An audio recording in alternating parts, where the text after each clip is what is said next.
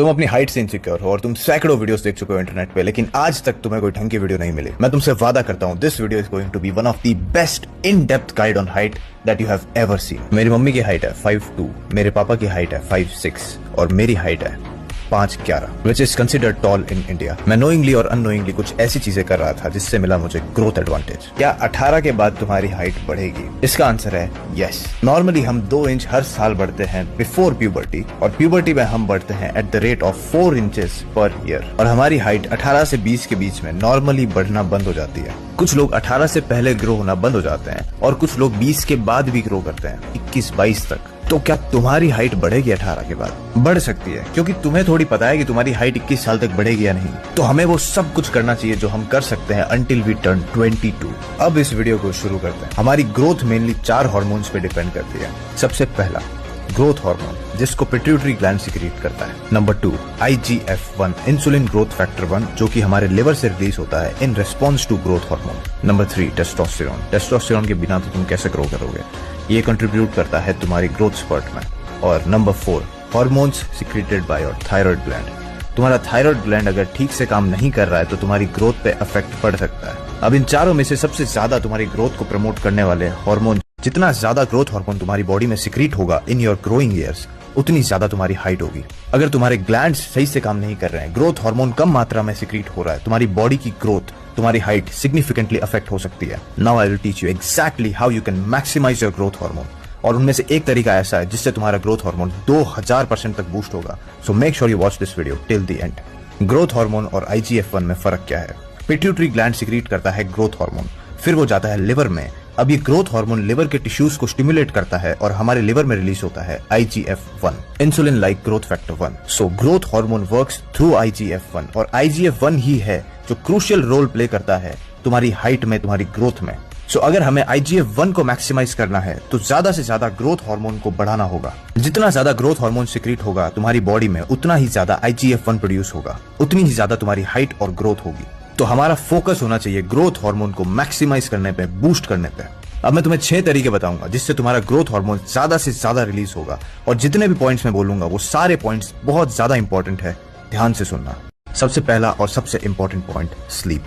तुम्हारी बॉडी में growth hormone through out the day release होता है पल्सेस में, बट सबसे ज्यादा ग्रोथ हार्मोन रिलीज होता है when you are in your slow wave sleep और द डीप स्लीप। अब मैं तुम्हें 3 चीजें बताऊंगा to maximise your growth hormone during sleep. सबसे पहला, take 10 hours of sleep, especially in your teenage. अब तुम्हें से कुछ लोग बोलेंगे कि 10 घंटे बहुत ज्यादा है, काम कब करेंगे, पढ़ाई कब करेंगे। Shut up. अगर तुम्हें मैक्सिमम ग्रो होने के लिए 8 घंटे की नींद चाहिए तो तुम्हें 10 घंटे बिस्तर में रहना पड़ेगा, तब कहीं जाके तुम्हारी 8 घंटे की गहरी नींद पूरी होगी। मैं फिर से रिपीट करता हूँ, तुम्हें 10 घंटे बेड में रहना होगा, तब कहीं जाके तुम्हारी 8 से 9 घंटे की डीप स्लीप पूरी होगी। ट्रस्ट मी, अगर तुम 10 घंटे नहीं सो रहे हो, खासकर अपनी टीनेज में, तो तुम अपनी ग्रोथ के साथ कॉम्प्रोमाइज कर रहे हो। स्कूल के चक्कर में लगभग सारे बच्चे अपनी नींद खराब करते हैं। जल्दी सोने चले जाओ, लेकिन 10 घंटे की नींद पूरी करो, और प्लीज इस चीज को सीरियसली लो। दूसरी चीज, never eat anything 2 hours before sleep, क्योंकि 2 चीजें होती है जब तुम सोने से 2 घंटा पहले कुछ खाते हो।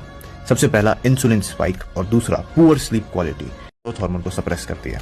तीसरी चीज, don't use mobile phone before you sleep. इससे स्लीप क्वालिटी खराब होती है, नींद लेने में दिक्कत होती है, और जब तुम लेट सोते हो तुम्हारी स्लीप का टाइम कम हो जाता है। मैं अगर कभी लेट सोता भी हूँ, देन आई मेक श्योर कि मैं 8 से 10 घंटे की नींद पूरी कर रहा हूँ। So take 10 hours of sleep, never eat anything 2 hours before you sleep, and don't use your mobile phone before you sleep, especially when you are in your teenage.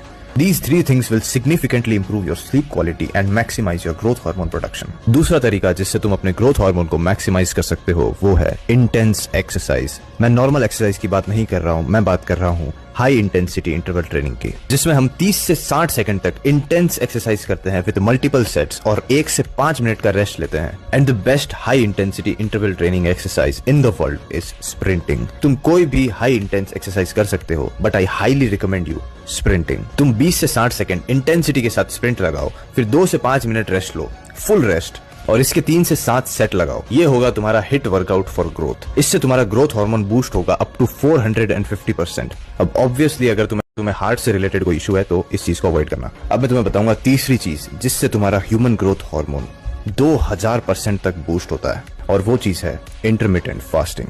मैंने एक वीडियो बनाई थी 11 लाइफ लेसन्स फॉर टीनेजर्स। उसमें मैंने लोगों को intermittent fasting suggest की थी, ब्रेकफास्ट अवॉइड करने को कहा था फॉर ग्रोथ एंड हेल्थ। और मुझे इतने सारे कमेंट आए, इंटरमिटेंट फास्टिंग करने से न्यूट्रिशन की कमी हो जाएगी, इंटरमिटेंट फास्टिंग करने से ग्रोथ रुक जाएगी। इंटरमिटेंट फास्टिंग और स्टार्विंग में दिन रात का फर्क है। मुझे नहीं पता किस गधे ने तुम्हें बोला है कि इंटरमिटेंट फास्टिंग करने से तुम्हारी ग्रोथ रुक जाएगी। जो लोग ये कमेंट कर रहे हैं उन्हें इंटरमिटेंट फास्टिंग का मतलब ही नहीं पता। इंटरमिटेंट फास्टिंग में हम 12 से 16 घंटे फास्टिंग करते हैं, कुछ नहीं खाते, और फिर बचे हुए 8 घंटों में तुम सब कुछ खा सकते हो। तुम्हें भूखा मरने के लिए कोई नहीं कह रहा है, तुम्हें सारी कैलोरीज लेनी है, तुम्हें सारे मैक्रो न्यूट्रिएंट्स लेने हैं, माइक्रो न्यूट्रिएंट्स लेने हैं, लेकिन एक पर्टिकुलर टाइम विंडो में। पूरे दिन गाय की तरह चरना बंद करो। Intermittent fasting can boost your growth hormone up to 2000% in men and 1300% in women. अब ध्यान से समझने की कोशिश करना।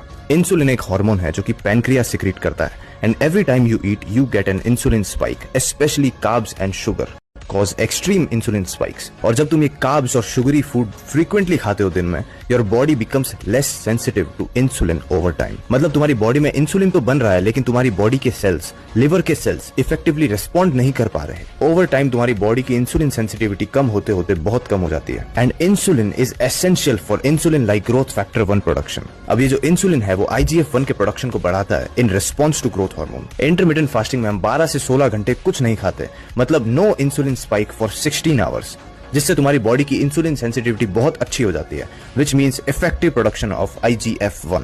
देयरफॉर इंटरमिटेंट फास्टिंग से 3 चीजें हो रही है। सबसे पहले ह्यूमन ग्रोथ हार्मोन बूस्ट हो रहा है up to 2000% in the fasting period. दूसरी चीज, इंसुलिन सेंसिटिविटी बढ़ रही है, which means effective production of IGF-1। और तीसरी चीज, your brain works better in the fasting period as your body is not digesting those carbs. मैं जब स्कूल जाता था तब कुछ बच्चे सुबह के 9 बजे 3rd पीरियड में फोकस नहीं कर पा रहे हैं, नींद आ रही है, टेबलों पे गिर रहे हैं, क्योंकि हैवी ब्रेकफास्ट की वजह से उनका ब्रेन फॉग हो रखा है। जब तुम intermittent cause extreme insulin spikes, और जब तुम ये कार्ब्स और शुगरी फूड फ्रीक्वेंटली खाते हो दिन में, your body becomes less sensitive to insulin over time. मतलब तुम्हारी बॉडी में इंसुलिन तो बन रहा है, लेकिन तुम्हारी बॉडी के सेल्स, लिवर के सेल्स इफेक्टिवली रिस्पॉन्ड नहीं कर पा रहे। ओवर टाइम तुम्हारी बॉडी की इंसुलिन सेंसिटिविटी कम होते होते बहुत कम हो जाती है। And insulin is essential for insulin like growth factor 1 production. अब ये जो इंसुलिन है वो IGF-1 के प्रोडक्शन को बढ़ाता है in response to growth hormone. Intermittent fasting में तुम्हारा ब्रेन इफेक्टिवली काम करता है, तुम्हें बेटर फील होता है। So intermittent fasting is very healthy for everyone, हर एज ग्रुप के लिए।